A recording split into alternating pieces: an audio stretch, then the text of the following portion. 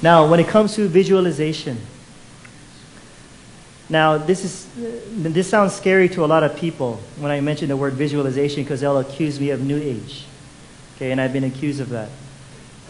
Folks, believe it or not, you do visualization every day. Right? Before you got on the jeepney, you thought about the street and the jeepney, you saw it in your head, you visualized it. It's just this word is scary because we think it's New Age, New Age. Now, some of us, we already know who Joseph Prince is. How many of you know who Joseph Prince is? And I'll use this just to reinforce, to say, hey, I'm not alone in this.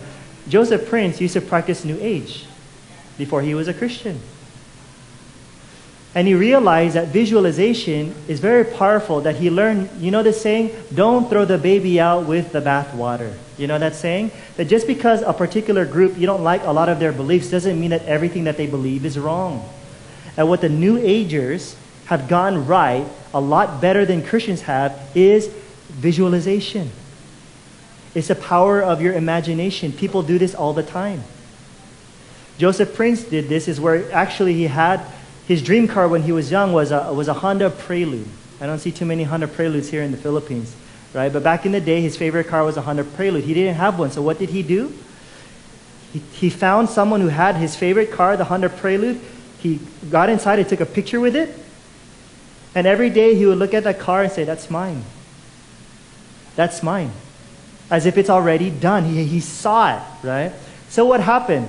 Not too long after that, he got the money and he bought his dream car. One of his pastors, believe this or not, used to be very overweight.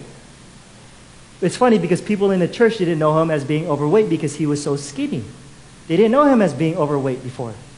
They said, what happened? What this guy did, the pastor, one of Joseph Prince's pastors, he took a picture of a guy with a slim body, and I think he put it in his bathroom or something like that. Every day he would look at it and say, that's my body. And to make it even more interesting, he even chose not to diet or to work out. And then guess what happened? It started to respond.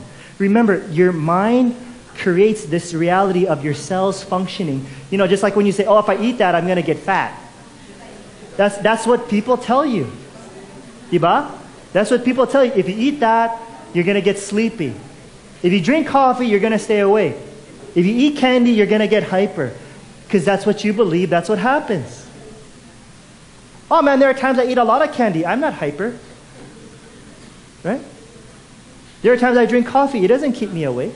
Because I don't believe that. But of course, if you believe it, it'll work for you. According to your faith, be it unto you.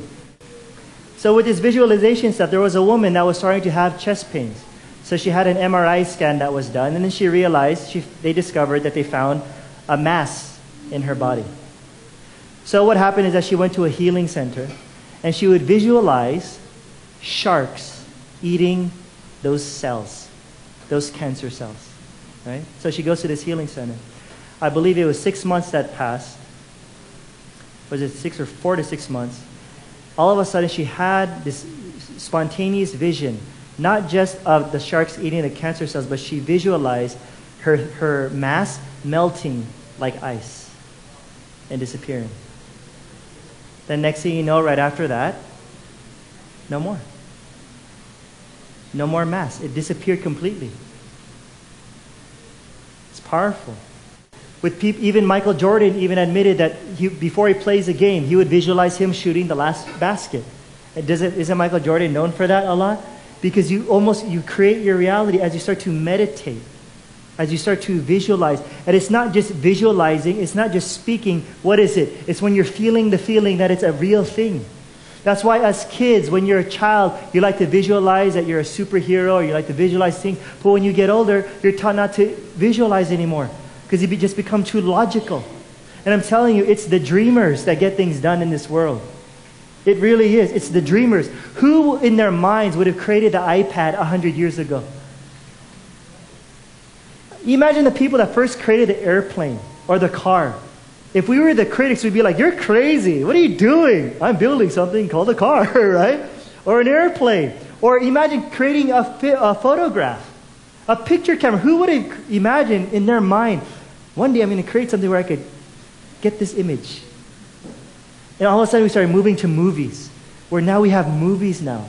And now we have digital things with iPads where you move the screen like, no. Oh, yeah. It's the crazy people that get things done, that are able to think beyond the norm and say, you think we're crazy, you think that's impossible, but watch. I see it here in my mind, and it'll be a reality. Dream. Dream your body well. Whatever your organ that's having problems in your body, visualize it healed.